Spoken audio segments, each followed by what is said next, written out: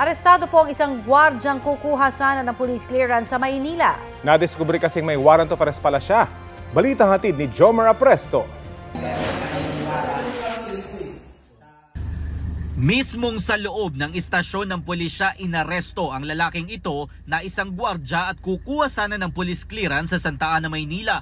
Lumabas kasi sa database ng Philippine National Police na mayroon pala siyang nakabinbing warrant of arrest sa Isabela para sa kasong RA 10591 o ang Comprehensive Law on Firearms and Ammunition. Unang-una, siyempre nagulat siya dahil hindi niya in-expect na lalabasan siya. Hindi niya in-expect na magkakaroon siya ng record doon sa police clearance kasi nga inisip niya napakatagal na panahon na. 2016 pa ito.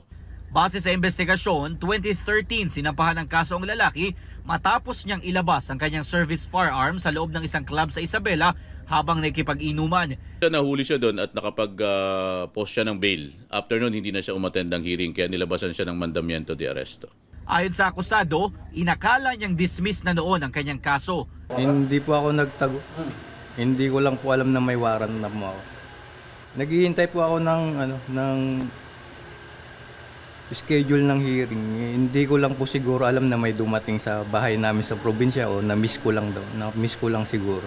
Ipinagtataka raw niya kung bakit nakakuha pa siya noong 2021 ng police clearance kung may kaso pala siya.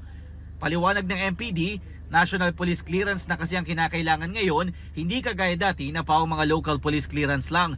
Sa ngayon, nasa kustodiya ng Santa Ana Police Station na akusado habang hinihintay ang commitment order ng korte. Pinag-iipunan pa raw ng kanyang pamilya ang kanyang piyansa na abot sa 120,000 pesos. Jomer Apresto nagbabalita para sa GMA Integrated News. Kapuso, para sa mga maiinit na balita, mag-subscribe sa GMA Integrated News sa YouTube. Sa mga kapuso naman abroad, subaybayan nyo kami sa GMA Pinoy TV at sa www.gmanews.tv.